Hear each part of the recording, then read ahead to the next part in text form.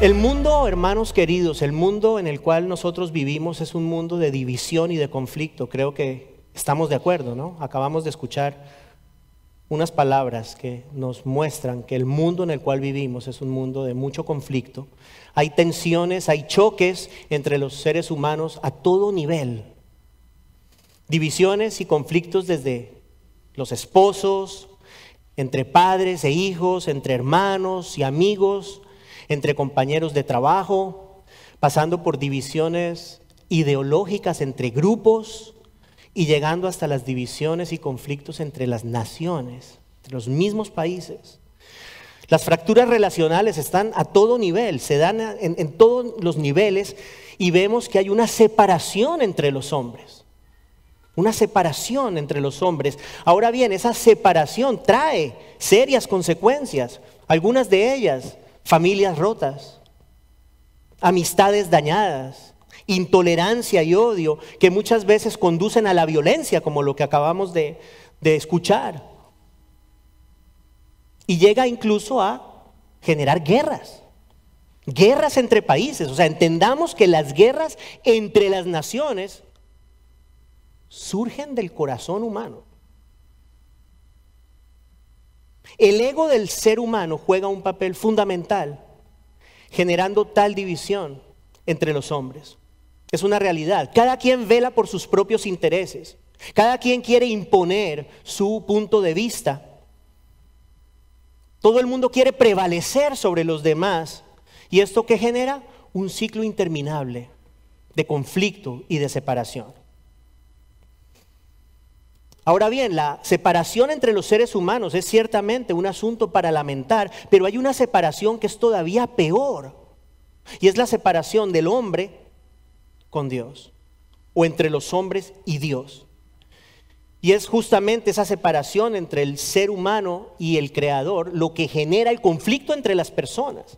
Piénsenlo de esta forma: cuando las personas están separadas de Dios,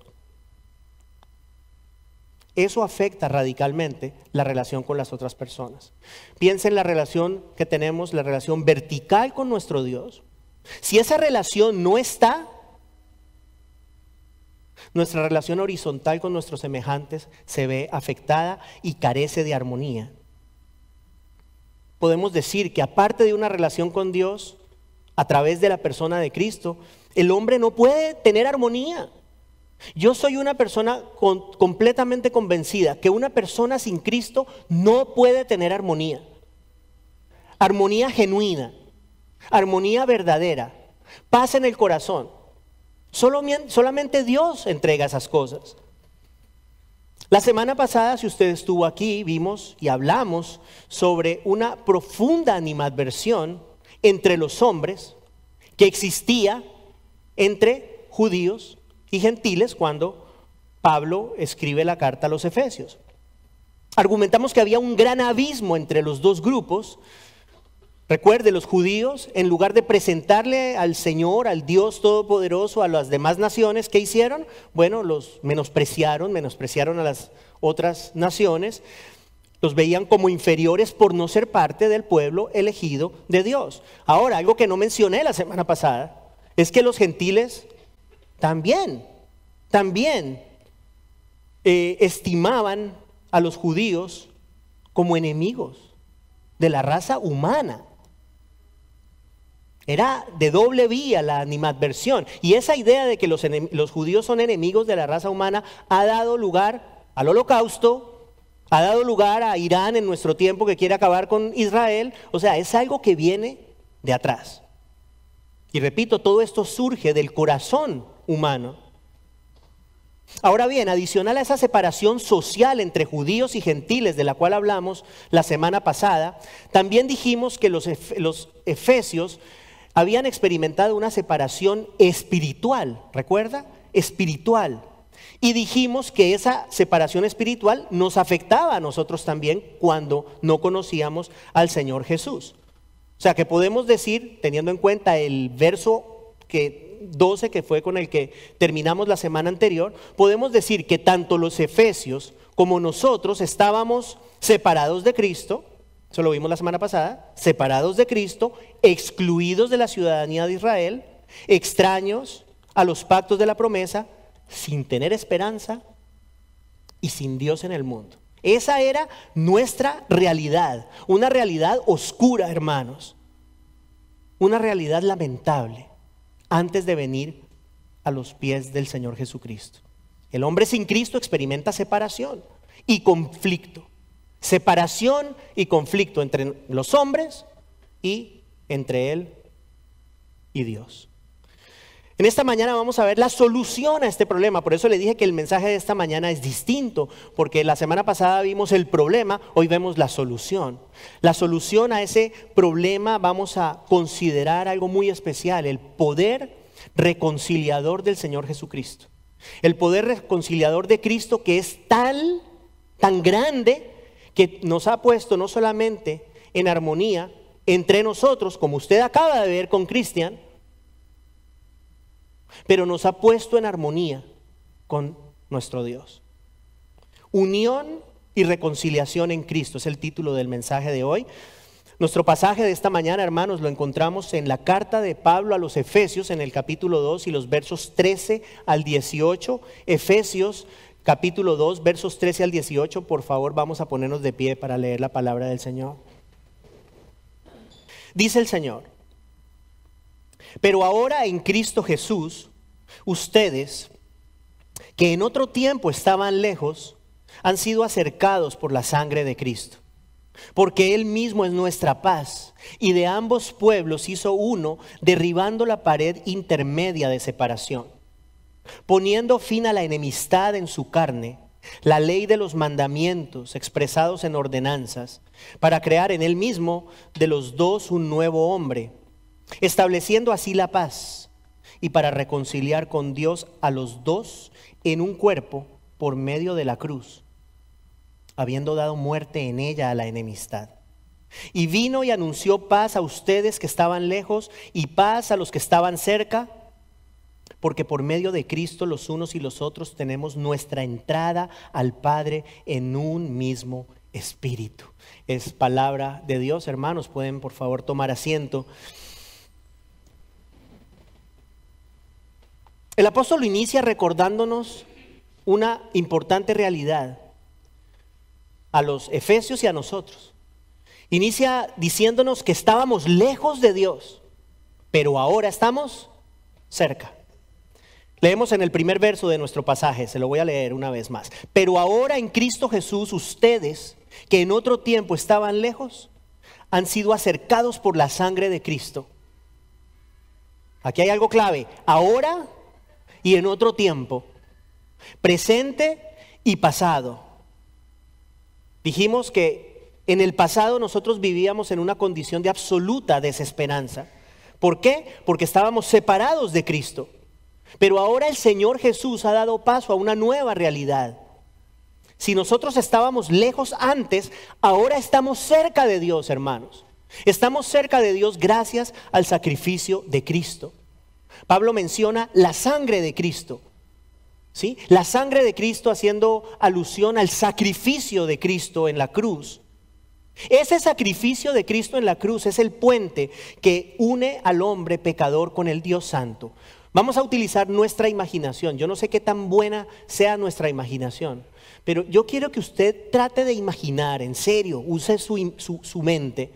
Imagínese que usted está parado al borde de un abismo muy profundo, hermanos. Y muy grande, extenso. Imagínese todo esto oscuro, un ambiente completamente oscuro. Usted está solo, parado al borde de ese abismo. Y del otro lado del abismo está Dios. Imagíneselo así. Y no hay nada humanamente que usted pueda hacer para pasar de aquí a allá. Nada. No hay esperanza. Nada que se pueda hacer. Y de repente usted ve que algo se acerca a usted a través de ese abismo. Y de repente usted se da cuenta que es una cruz. Es una cruz inmensa. Es una cruz grande que empieza a llenar el espacio y llega hasta donde usted está. Y ahora usted puede cruzar ese abismo y venir al Señor. Ese, hermanos queridos, es uno de los grandes beneficios que tenemos nosotros, los creyentes, en el Señor Jesús.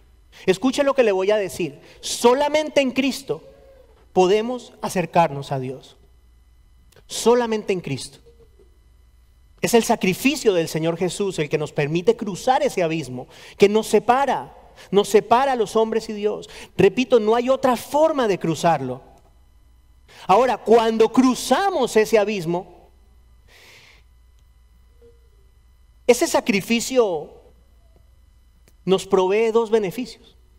Cuando usted llega al otro lado, cuando usted ha cruzado ese abismo a través de la cruz del Señor Jesucristo, usted llega reconciliado con Dios y reconciliado con los hombres.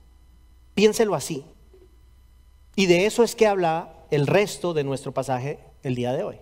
De eso habla el resto del pasaje. Vamos a considerar primero la reconciliación que Cristo trae a los seres humanos. Eso está en los versos 14 y 15 de nuestro texto. Porque Él mismo es nuestra paz, Cristo.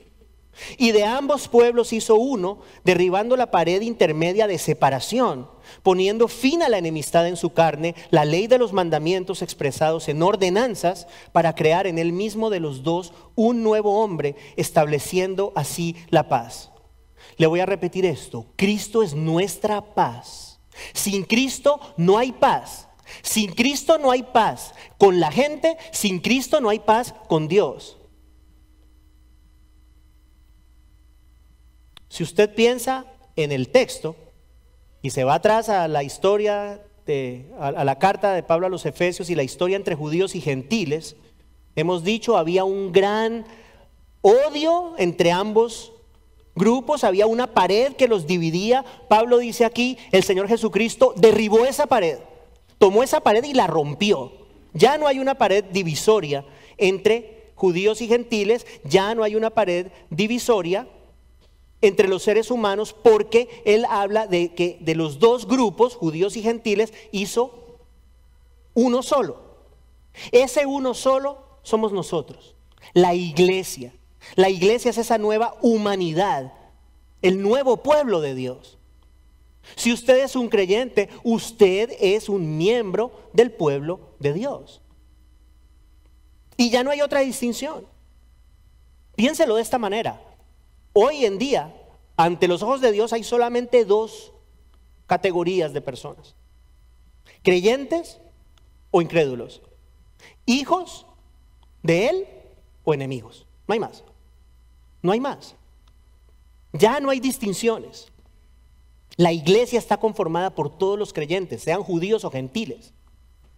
Si aquí llegara un judío y se convierte, o nos visitara un judío que es creyente en Cristo, ese judío es nuestro hermano. Nuestro hermano. ¿Por qué? Porque todos nosotros tenemos un vínculo de unión, hermanos. Ustedes y yo, todos los que estamos aquí, tenemos un elemento común, un vínculo de unión que se llama Cristo. Él es nuestro vínculo de unión. Y no importa nuestra raza, nuestro trasfondo social, nuestra cultura o cualquier otro aspecto que pueda diferenciarnos.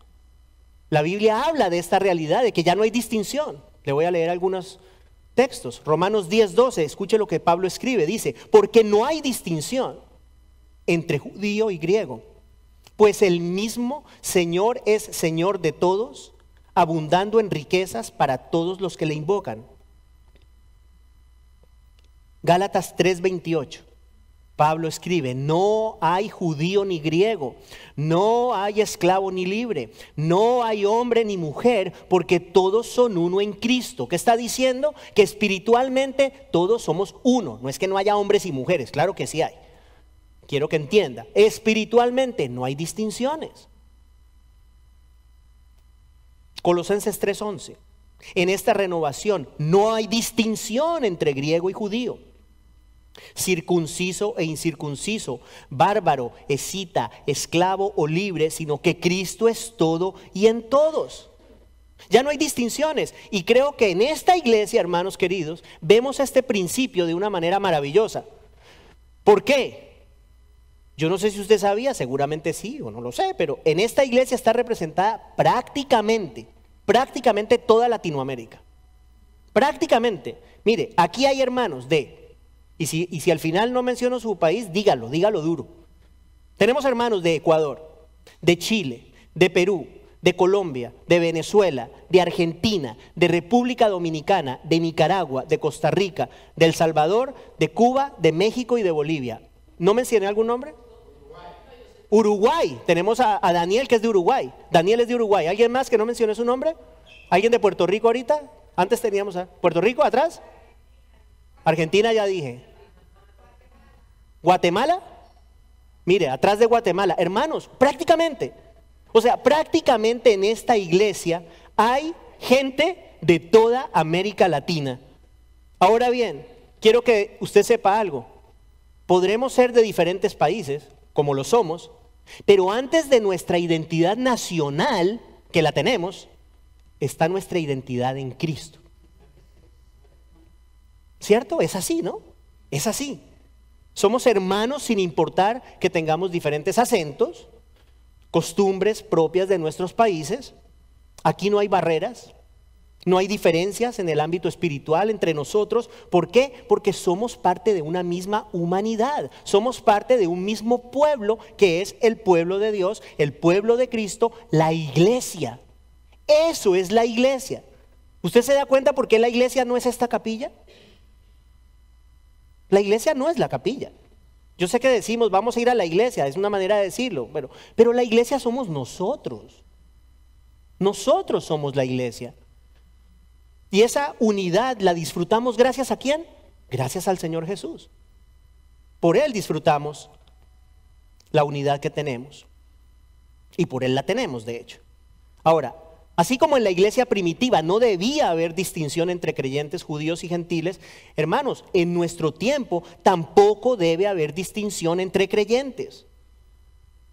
Durante la época que Pablo escribió esta carta a los Efesios, lo acabamos de decir, había una diferencia marcada entre judíos y gentiles, una animadversión. Los judíos estaban inmersos en una serie de leyes y rituales propios de la ley mosaica, eso los separaba de todos los demás. Reglas respecto a los alimentos, festividades, sacrificios, ofrendas, leyes de purificación, entre otras, separaban a los judíos de los gentiles. Eso es lo que Pablo está diciendo aquí, que era por los mandamientos expresados en ordenanzas. A eso se refiere, a todos los rituales que los judíos seguían y que los separaban del resto de las personas. ¿Qué hizo Jesús? Puso fin a eso. El Señor puso fin a esos mandamientos expresados en ordenanzas, como lo vemos en el verso 15 de nuestro texto, para crear el nuevo pueblo del cual hablamos, que somos nosotros, ustedes y yo, la iglesia donde ya no hay distinciones. Ahora bien, las diferencias generaban conflicto, pero al ser exterminadas por Cristo, ahora que tenemos, en lugar de diferencia, tenemos paz. Tenemos paz y tenemos unidad. Cristo estableció la paz. Pablo lo dice en este pasaje. Él es nuestra paz. ¿Cómo aplica esto a nosotros? Vamos a pensar, ¿cómo aplica esto a nosotros? Bueno, le acabo de decir que aquí no hay lugar en la iglesia de Cristo, no hay lugar para categorías, no hay espacio para divisiones. Aquí no importa de qué país usted viene, aquí no importa si usted es blanco, si usted es negro, si es hombre, si es mujer, si es rico, si es pobre, si es joven, si es viejo. Aquí nada de eso importa, hermano. Realmente no. Porque todos somos uno en Cristo. Todos somos uno en Cristo. Si usted ha creído en Cristo, quiero que escuche esto. Si usted es un creyente, por su sangre y por mi sangre y por nuestra sangre corre, por nuestras venas corre la misma sangre, quise decir, no por nuestras, sí. Por nuestras venas corre la misma sangre. Por un instante pensemos en las palabras de Cristian al inicio. Se los dije, él está experimentando un profundo dolor que ustedes lo vieron. O sea, hay cosas, yo no sé si usted, en la vida hay cosas genuinas y hay cosas, ¿cómo le dirán? A ver, ¿cómo le dicen en tu país, Karen, a algo que no es, cuando tú tienes un reloj que no es original? O sea, o lo que sea que sí parece pero no es. ¿Falso? ¿Alguna otra expresión distinta en los países nuestros? Chiviado, decimos en Colombia. ¿Sí? ¿Sí? Relojito, tu relojito está chiviado, él dice Mickey Mouse. Bueno, esa Mickey Mouse la entendemos todos, ¿cierto? Yo creo que nos queda claro a todos que lo que ustedes vieron en él no es Mickey Mouse. Escúcheme. Lo que vimos en Cristian no es Mickey Mouse. Aquí se puede parar gente a hacer que llora o hacer que ríe y hacer una actuación. Porque la iglesia, muchas iglesias se volvieron iglesias de actuación. Actores. Lo que usted vio ahorita es genuino, es real. Él está con el dolor en su corazón porque la persona que mataron es un hermano en Cristo. Por eso, pregunto, ¿quién pone ese sentir en el corazón?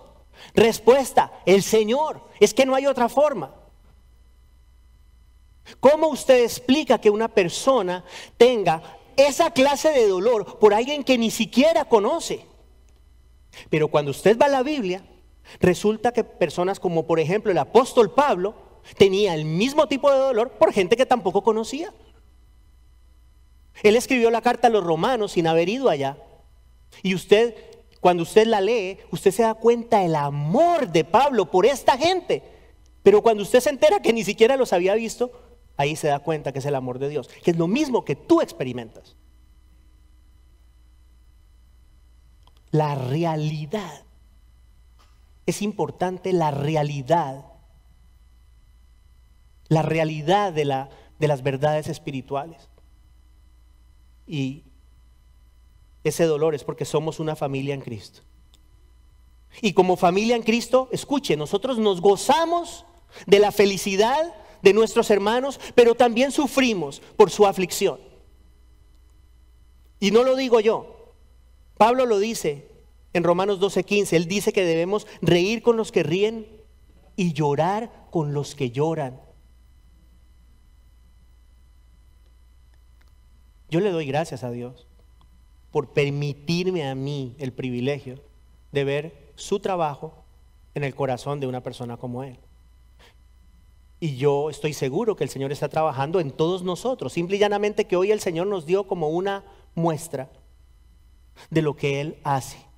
Usted hoy presenció una muestra de lo que solo Dios hace.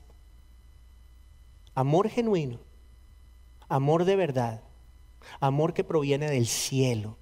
Eso es lo que vimos. Y eso es muy preciado, hermanos, porque solo el Señor pone esto en el corazón. El Señor nos ha puesto en paz unos con otros. Esa es una realidad.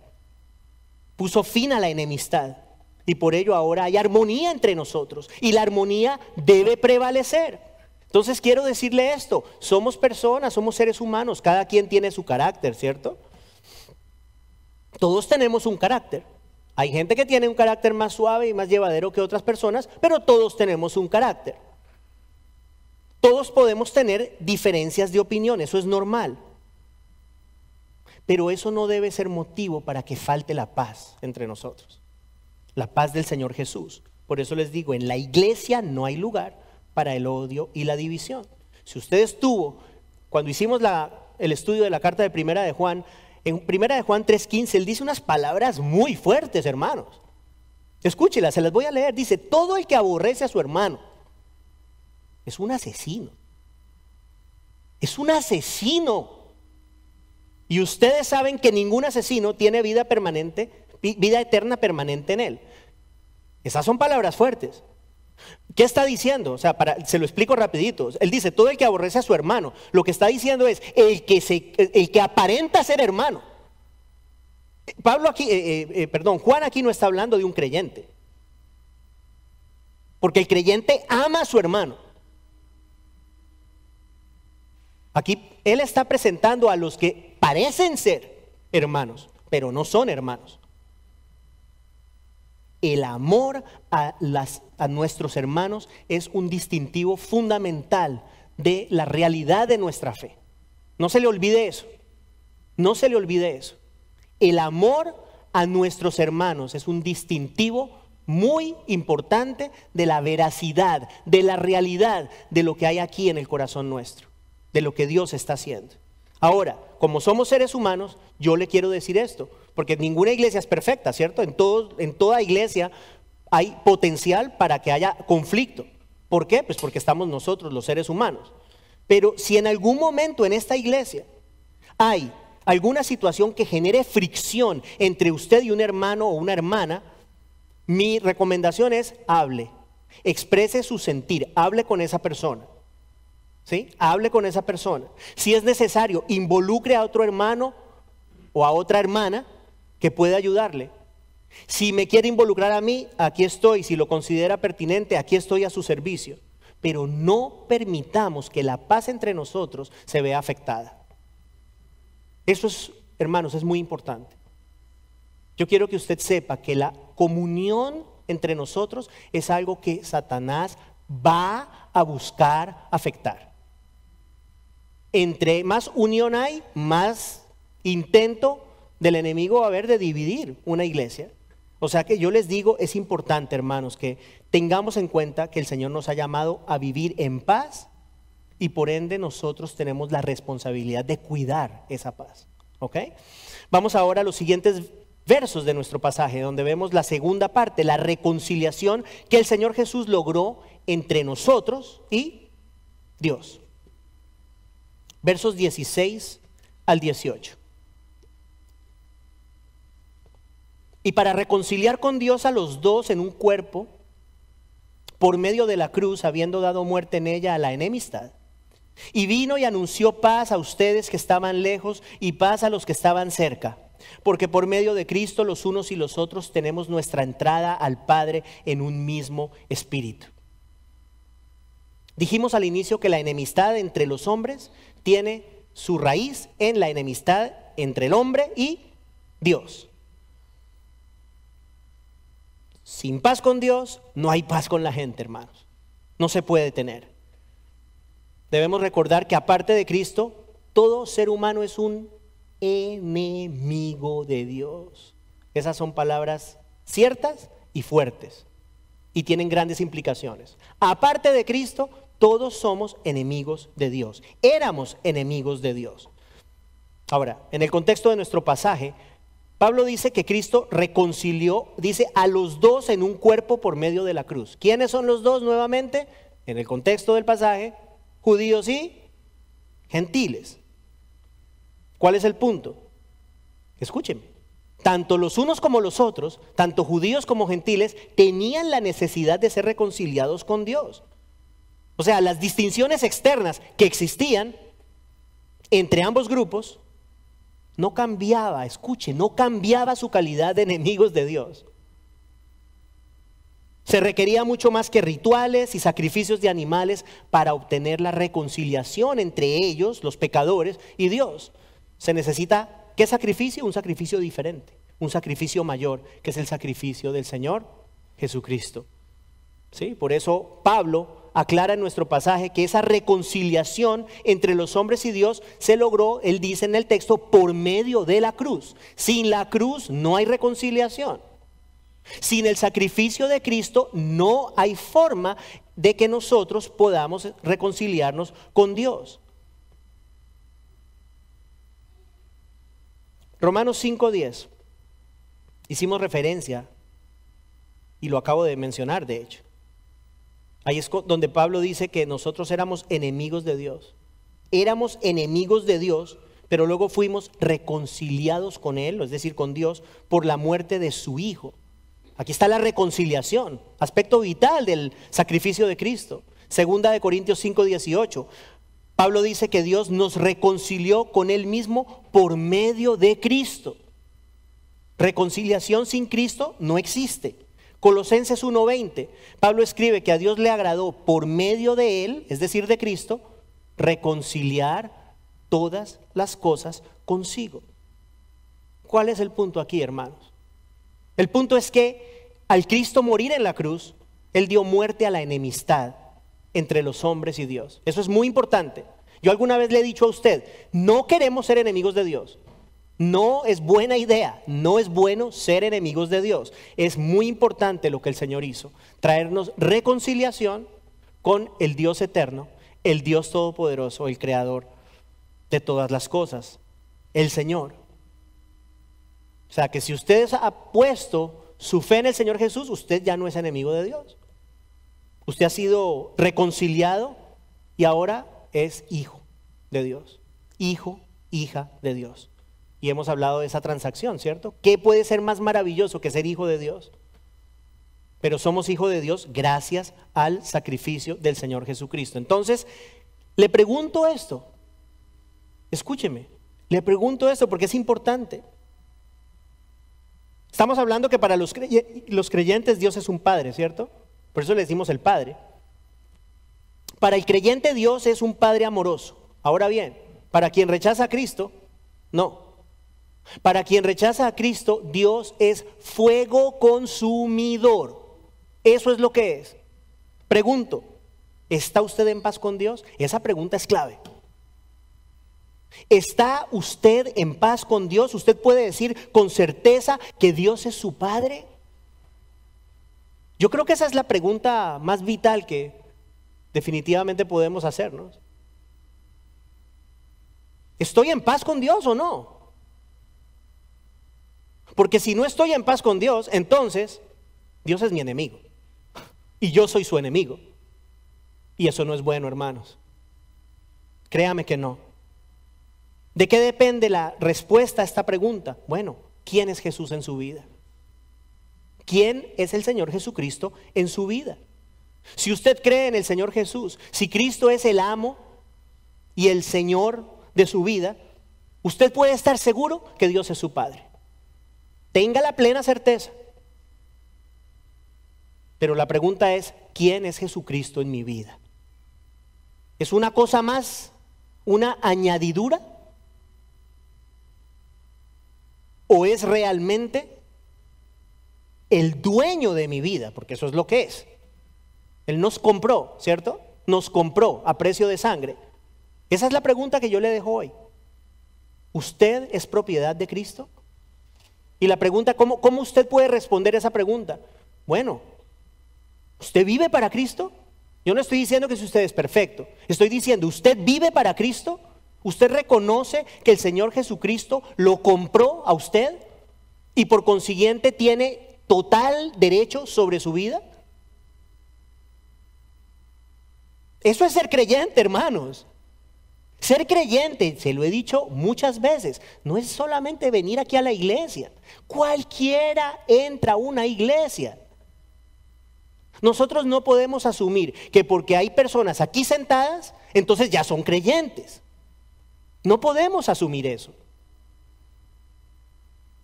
El creyente es una persona que ha sido rescatada, ¿cierto? Que ha recibido vida. El creyente es un muerto, ¿se acuerda que lo hemos dicho? Es un muerto que ha recibido vida y ahora tiene vida. Eso es un creyente. De por sí, quiero aclarar, alguien muy especial el creyente. Creación de Dios. Entonces, por favor, quédese hoy con esa pregunta. Es bueno preguntarnos si estamos en paz con Dios. Porque puede pasar que haya de repente alguien aquí que pone su certidumbre en estar aquí en la iglesia. Y usted cree que usted es un cristiano porque viene aquí. Pero resulta que eso no lo hace cristiano. Entonces de repente usted viene acá, pero su vida es una vida que está desagradando al Señor. Es una vida que no honra al Señor. Y de repente usted vive de una forma que no le importa agradar al Señor. Yo le digo de todo corazón, eso no es un buen síntoma, ¿cierto? Hay síntomas, ¿no? Síntoma de vida, ¿cierto? Si usted quiere saber si una persona tiene vida, chequéele el pulso. Entiendo que es una de las maneras más claras de saber si una persona tiene vida. Si no hay pulso, por lo general ya no hay vida, ¿cierto? Entiendo, creo que es así. Bueno, chequéese el pulso. Chequéese el pulso espiritual para ver si hay vida. No perfección, porque no la va a encontrar, pero sí hay vida. Si realmente usted puede decir, sí, yo estoy en paz con Dios. Dios no es mi enemigo, Él es mi Padre, porque yo he creído en el Señor Jesucristo. Y sí, no soy una persona perfecta, pero deseo agradar a Cristo. Y cuando peco, me siento mal. Y cuando peco, odio mi pecado. Y cuando me caigo, me paro rapidito y me sigo agarrando al Señor, porque solo no puedo. Eso es un cristiano. No el perfecto no existe, solo Cristo. Pero el cristiano manifiesta vida, como se los acabo de decir. Verso 17 de nuestro pasaje, Pablo dice que Cristo vino y anunció paz a los que estaban lejos, ya dijimos, los gentiles, a los que estaban cerca, es decir, a los judíos. Escucha esto. En el contexto de la carta, ¿quiénes parecían estar más cerca de Dios? Obviamente los judíos, ¿no? Pueblo elegido. Ellos eran los que hacían todos los rituales. O sea, aparentemente ellos estaban más cerca de Dios. La realidad es que todos estaban igualmente lejos. Pablo habla de cerca y lejos para diferenciarlos. Todos estaban lejos de Dios. Todos estaban apartados de Cristo. Sus corazones estaban apartados del Señor. ¿Qué aprendemos aquí? Creo que hay una enseñanza muy clara y muy simple.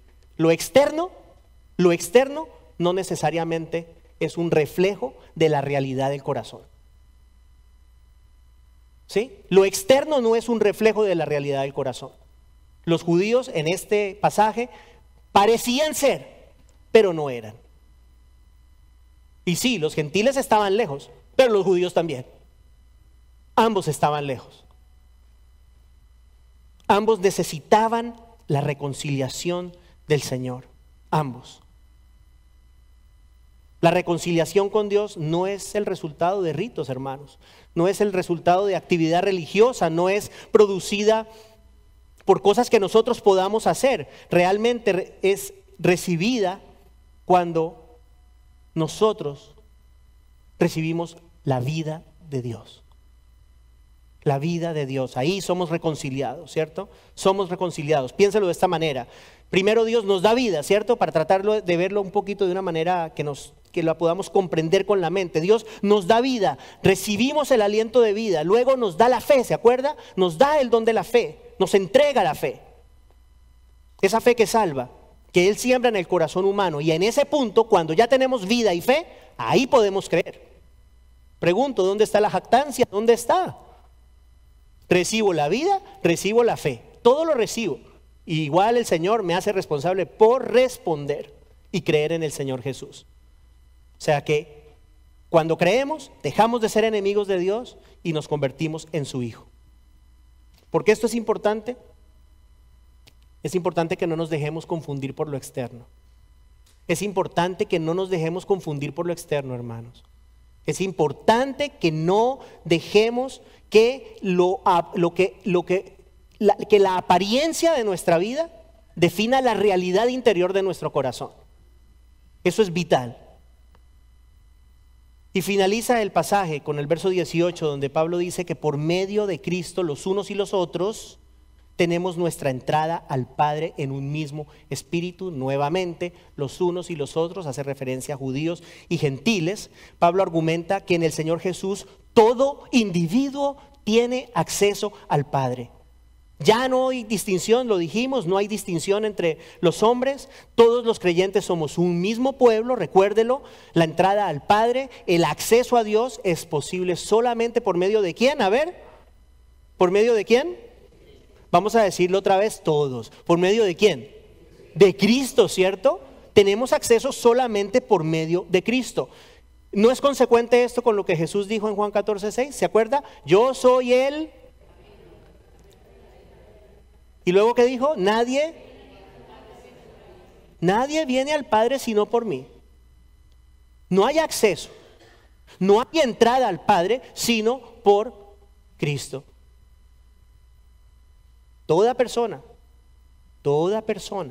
independiente de raza, cultura, condición social, cualquier otra distinción humana que usted se pueda imaginar, Toda persona tiene acceso al Padre solamente por medio de Cristo. No hay otra forma.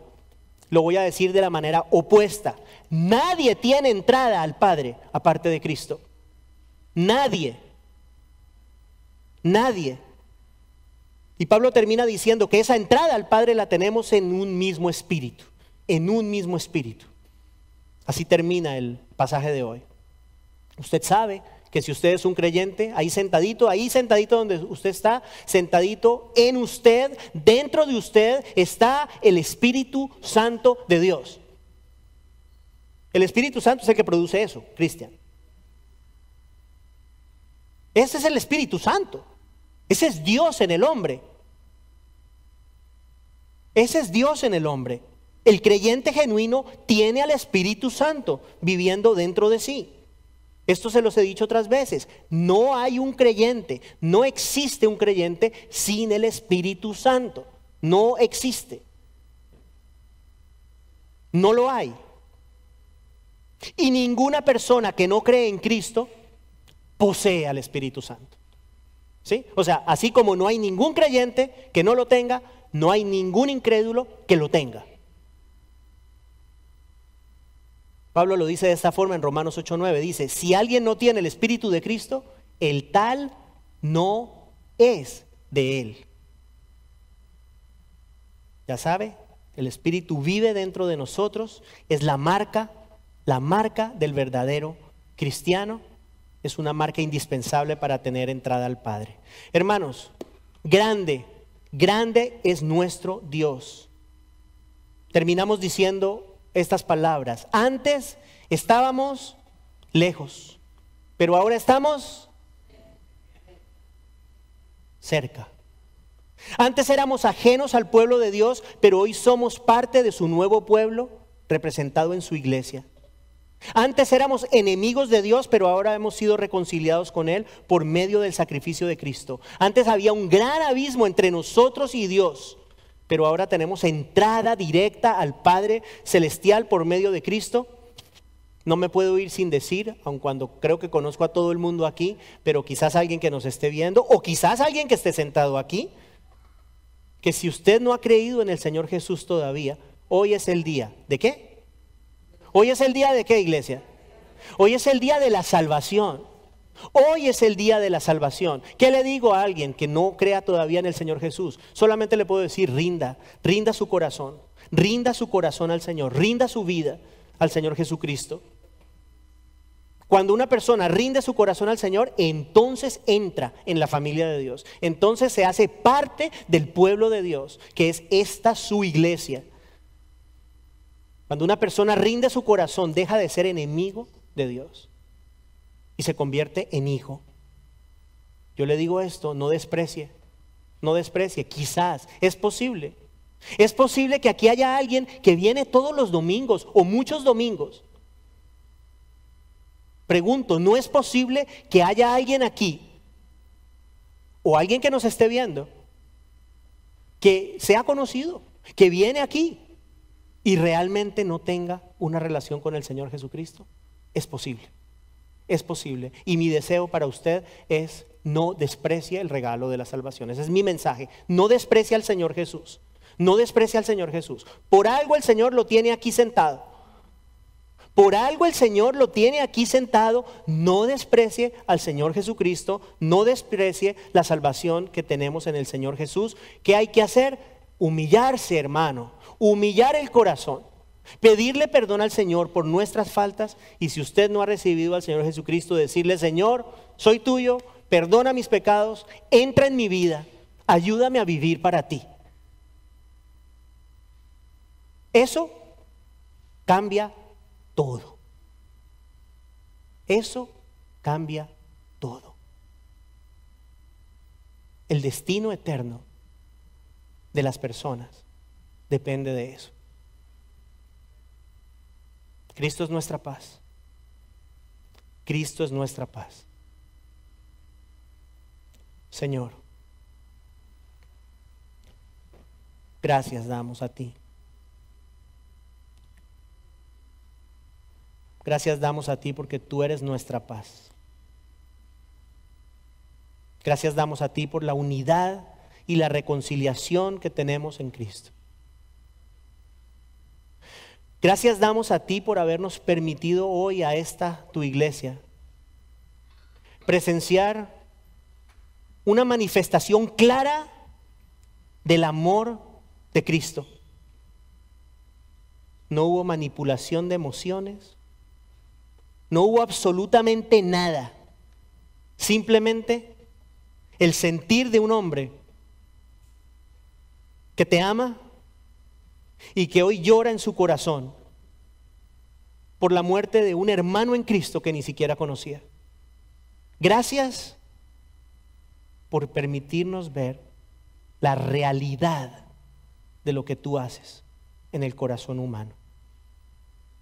Señor, tomamos un instante para pedir por la familia de este hombre, su muy joven esposa, sus 2 pequeños hijos. No puedo imaginar el dolor, pero sí sé que tú consuelas los corazones. Y sí sé que tu paz sobrepasa el entendimiento. Oro, Señor, y oramos como iglesia, que tú derrames paz en el corazón de esta mujer, Erika, su esposa, en el corazón de estos 2 pequeñitos. Señor, que derrames paz en los padres de este muchacho y en sus seres queridos y las personas que estaban cerca. Y también que derrames paz en corazones como el de Cristian, que lo lloran como si lo hubiese no solamente conocido, pero sabiendo que es un miembro de su familia en Cristo. Gracias por nuestra familia en Cristo. Gracias, Señor, por haber traído paz entre nosotros los hombres y paz entre nosotros y tú. Te damos gracias en el nombre de Jesús. Amén.